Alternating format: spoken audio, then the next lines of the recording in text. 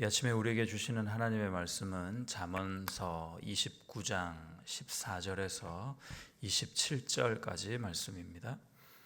잠언 29장 14절에서 27절까지 말씀입니다. 제가 읽겠습니다. 왕이 가난한 자를 성실히 신원하면 그의 왕위가 영원히 견고하리라. 채찍과 꾸지람이 지혜를 주거늘 임의로 행하게 버려둔 자식은 어미를 욕되게 하느니라. 악인이 많아지면 죄도 많아지나니 의인은 그들의 망함을 보리라. 내 자식을 징계하라. 그리하면 그가 너를 평안하게 하겠고 또 내 마음에 기쁨을 주리라. 묵시가 없으면 백성이 방자히 행하거니와 율법을 지키는 자는 복이 있느니라. 종은 말로만 하면 고치지 아니하나니 이는 그가 알고도 따르지 아니함이니라. 내가 말이 조급한 사람을 보느냐? 그보다 미련한 자에게 오히려 희망이 있느니라. 종을 어렸을 때부터 곱게 양육하면 그가 나중에는 자식인 채 하리라. 노하는 자는 다툼을 일으키고 성내는 자는 범죄함이 많으니라. 사람이 교만하면 낮아지게 되겠고 마음이 겸손하면 영예를 얻으리라. 도둑과 짝하는 자는 자기의 영혼을 미워하는 자라. 그는 저주를 들어도 진술하지 아니하느니라. 사람을 두려워하면 올무에 걸리게 되거니와 여호와를 의지하는 자는 안전하리라. 주권자에게 은혜를 구하는 자가 많으나 사람의 일의 작정은 여호와께로 말미암느니라. 불의한 자는 의인에게 미움을 받고 바르게 행하는 자는 악인에게 미움을 받느니라. 아멘. 14절 말씀을 먼저 보시면 왕이 가난한 자를 성실히 신원하면 그의 왕위가 영원히 견고하리라. 약속 있는 말씀을 우리에게 주셨습니다. 백성을 위하는 선왕은 그 귀와 마음이 언제나 가난한 자를 향하고 있어야 한다 하는 말씀이겠습니다. 백성 그리고 왕, 우리에게 조금 거리가 있는 말이기도 하지만 왕 대신 하나님과 그리고 또 그의 백성인 우리에게 또 적용이 될 수 있는 부분 같습니다. 하나님께서는 언제나 가난한 자에게 귀를 기울이신다. 백성으로서 우리가 가난할 때 왕이 귀를 기울여 주시면 우리도 서로에게 가난한 자들에게 도움이 필요한 자들에게 우리의 귀와 마음도 기울여지지 않을까 생각이 됩니다. 이후의 말씀에서 가정도 같은 선상에서 교훈을 주시는데요. 가정도 그러하다. 나라도 가정도 적절한 자비와 징계가 없다면 결여되면 죄와 불법이 성행할 수밖에 없습니다. 그 결과 결국 왕위가 흔들리게 됩니다. 부모의 권위도 흔들리게 될 것입니다. 특별히 자녀를 양육할 때 꼭 징계가 필요하다 이렇게 강조해서 말씀하시는 듯 보입니다. 왜냐하면 자녀들은 부모의 징계를 통해서 깨닫고 배우게 되기 때문입니다. 마냥 오냐오냐 하는 게 최선은 아니다 싶습니다. 그때 징계를 받을 때 부모에게서 오는 징계를 받을 때 자녀는 지혜를 얻게 된다 하십니다. 부모에게는 평안과 기쁨으로 돌아오게 될 것입니다. 17절을 다시 한번 보십시오. 내 자식을 징계하라. 그리하면 그가 너를 평안하게 하겠고 또 내 마음에 기쁨을 주리라. 부모로서 언제가 제일 행복할까요? 부모로서 자식이 행복할 때입니다. 자식이 행복해야 부모인 내가 행복할 수 있습니다. 징계를 통해 잘 양육해야 하는데 오늘 말씀은 그 기준이 있다 하는 말씀을 하고 있습니다. 하나님의 말씀이 기준이 되어야 한다. 그래서 18절을 또 보시면 묵시가 없으면 백성이 방자히 행하거니와 율법을 지키는 자는 복이 있느니라. 사실 잠언 또는 구약을 통틀어 잘 요약해주고 핵심을 간추리고 있는 말씀이다 싶습니다. 무슨 말일까요? 묵시가 없다. 묵시, 계시 이런 말씀입니다. 구약 시대 또 한편으로 율법을 별칭해서 사용하는 말이기도 했습니다. 묵시, 그러니까 하나님의 말씀이 없으면 이 말입니다. 하나님의 말씀이 없으면 사람은 자기 마음대로 그릇 행할 수밖에 없지만 하나님의 말씀을 붙잡고 행하는 자에게는 반드시 복이 있다, 이 말씀입니다. 여러분, 하나님께서 왜 우리에게 말씀을 주셨을까요? 여러 이유가 있겠습니다. 궁극적인 이유가 뭘까 생각해 보면 그것은 행복입니다. 잘 살라고 주신 겁니다. 너희가 행복해야 되기 때문에 내가 너희에게 말씀한다 하셨습니다. 신명기 10장 12절과 13절을 보십시오. 이스라엘아, 내 하나님 여호와께서 너에게 요구하는 것이 무엇이냐? 곧 너의 하나님 여호와를 경외하여 그의 모든 도를 행하고 그를 사랑하며 마음을 다하고 뜻을 다하여 내 하나님 여호와를 섬기고 내가 오늘 너에게 행복을 위하여 너에게 명하는 여호와의 명령과 규례를 지킬 것이 아니냐. 우리 행복을 위해서 하나님은 우리에게 지금도 말씀하십니다. 개인의 심령에 하나님의 말씀이 바로 서지 않으면 늘 방황하게 됩니다. 방자하게 살게 된다는 것입니다. 평안도 없고 안식도 없습니다. 그 마음에 하나님이 안 계십니다. 가정의 말씀이 바로 서지 않으면 하나님께서 기뻐하시는 그런 모습으로 가정이 서 나갈 수 없습니다. 이 교회의 말씀이 바로 서지 않을 때 자꾸 메마르게 됩니다. 억지가 자꾸 생기고요. 불협화음이 생깁니다. 다툼이 일어납니다. 능력도 없습니다. 쉽게 말해서 교회 다니는 재미도 없게 됩니다. 말씀이 바로 서야 합니다. 3년 전쯤으로 제가 기억하는데 집에 제 딸아이 동생 뻘 때는 아이가 놀러 왔어요. 이제 엄마하고 이렇게 같이 놀러 와가지고 제가 이제 그 아이하고 이제 딸아이하고 이렇게 식사를 같이 하면서 그 아이에게 이제 물어봤어요. 이제 방학도 됐는데 너는 뭐 하고 싶냐? 소망이 뭐냐? 그래서 방학 때 소원이 뭐냐 물어봤거든요. 제가 좀 이렇게 깜짝 놀랄 만한 이야기를 들었습니다. 대뜸 하는 말이 그만 좀 맞고 싶대요.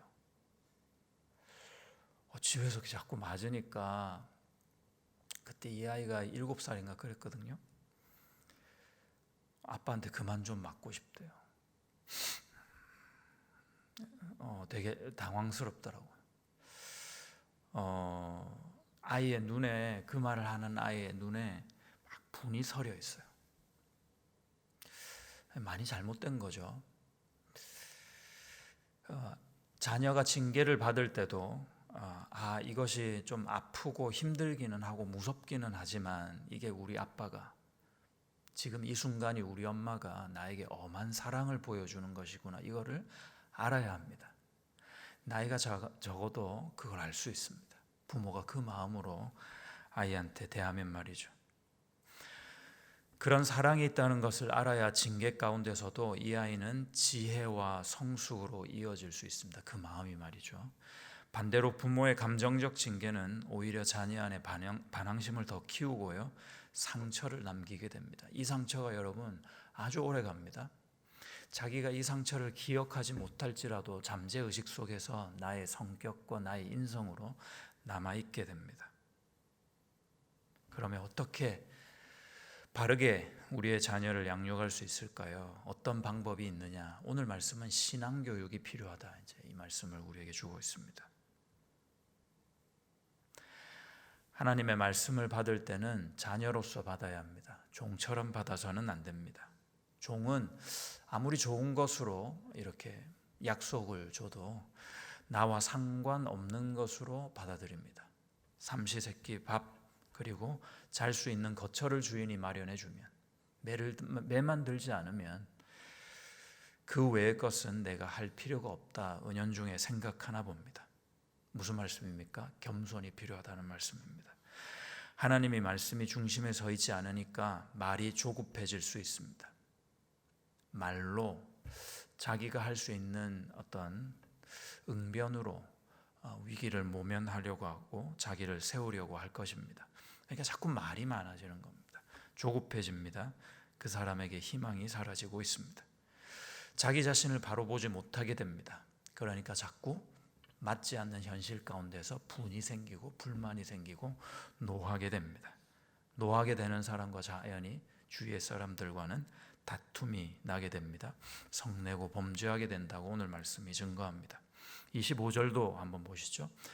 사람을 두려워하면 올무에 걸리게 되거니와 여호와를 의지하는 자는 안전하리라.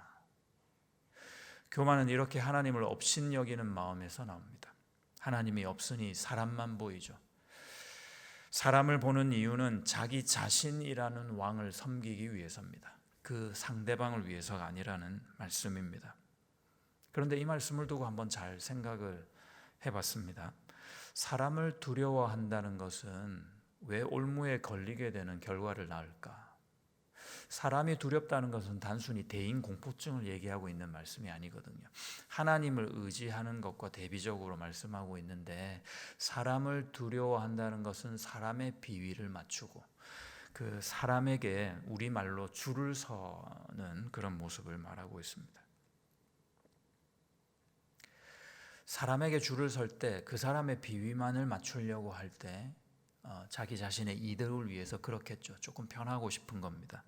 더 잘 살고 싶은데 그 방법이 나보다 더 권위를 가지고 있고 힘을 가지고 있는 사람에게 줄을 서는 것이다 쉽게 판단하기 쉽습니다.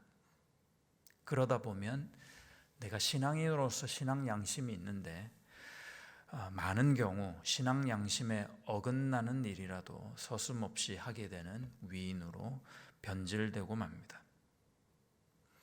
줄을 잘 서면 잘 살아야 되고 더 편하게 돼야 될 것 같은데 왜 올무에 걸릴 수밖에 없다고 성경은 경고하고 있을까요? 기본적으로 인간이 모두 죄인이기 때문입니다. 결국 이런 사람들로 모여있는 집단은 다 각각 자기의 왕, 자신이라는 왕을 섬기고 있거든요. 그래서 이용하는 겁니다. 맞는 사람이 붙어지게 되는 겁니다. 필요하면 그러나 그런 사람도 짓밟아 버리는 속성이 다 개개인마다 그 집단의 특성으로 또한 남아있기 때문입니다. 이 편이 있으면 저 편이 있고, 이 사람에게 잘 보이려고 하면 저 사람의 요구는 묵살해야 할 때가 있게 되겠죠. 내가 붙잡은 그 사람, 그 줄이 썩은 동아줄이 될 때는 그야말로 올무가 인생의 덫이 되지 않겠습니까? 하나님도 그때는요 그 책임을 물으십니다. 왜냐하면 하나님을 의지하지 않은 과정에서 결말을 맞이했기 때문입니다. 역시 인간관계와 사회생활에도 원칙과 기준이 중요하다 말씀하십니다. 어떤 원칙, 어떤 기준입니까? 그것은 바로 말씀 안에서 우리의 하나님 편에 서서 있는 것입니다. 이해관계가 발생해도 결국 하나님 편에 있을 때 손해보는 것 같다 싶다가도 결국에는 하나님께서 그 마지막을 안전하게 지켜주십니다. 25절과 26절 보십시오. 사람을 두려워하면 올무에 걸리거니와 여호와를 의지하는 자는 안전하리라. 주권자, 세상의 주권자를 얘기합니다. 권위 있는 자에게 좀 잘 봐달라고 은혜를 구하는 자가 많지만 사람의 일의 작정은 여호와께로 말미암느니라. 인간사, 매사, 순간순간이 다 그렇지만 선택의 연속 아니겠습니까? 바울은 인본주의적 논리에 빠져 진리를 거스르고 있었던 갈라디아 교회에게 열변을 이렇게 토합니다. 내가 사람을 좋게 하랴, 하나님을 좋게 하랴. 여호수아는 가나안 정복을 마무리하면서 이제 세상살이라는 더 큰 전쟁이 남아 있음을 직감하고 사랑하는 백성들을 이렇게 상기시키며 도전했습니다. 여호수아 24장 14절과 15절 읽겠습니다. 그러므로 이제는 여호와를 경외하며 온전함과 진실함으로 그를 섬기라. 너희의 조상들이 강 저쪽과 애굽에서 섬기던 신들을 치워버리고 여호와만 섬기라. 만일 여호와를 섬기는 것이 너희에게 좋게 보이지 않거든 너희 조상들이 강 저쪽에서 섬기는 신들이든지 또는 너희가 거주하는 땅에 있는 아모리 족속의 신들이든지 너희가 섬길 자를 오늘 택하라. 오직 나와 내 집은 여호와를 섬기겠노라. 여러분, 주님의 말씀을 붙잡으시기 바랍니다. 말씀을 그냥 교훈으로 듣고 좋은 말씀이다, 내 마음의 양식이다, 이렇게만 넘기지 마시고 이 말씀 없이는 내가 죽겠구나, 이 말씀 없이는 우리 가정이 망하겠구나, 이 말씀으로 우리가 든든히 서 나가야 되겠구나 하고 진지하게 붙잡아야겠습니다. 이 말씀 안에서 자녀를 바로 사랑하시고 인생의 그 길을 걸어가시기 바랍니다. 사람이 아닙니다. 우리의 든든한 소망과 굳건한 성로가 되시는 분은 오직 주 예수 그리스도이십니다. 할렐루야. 우리 한 번 더 찬양합니다. 새 찬송가 60장, 통일 찬송가 67장.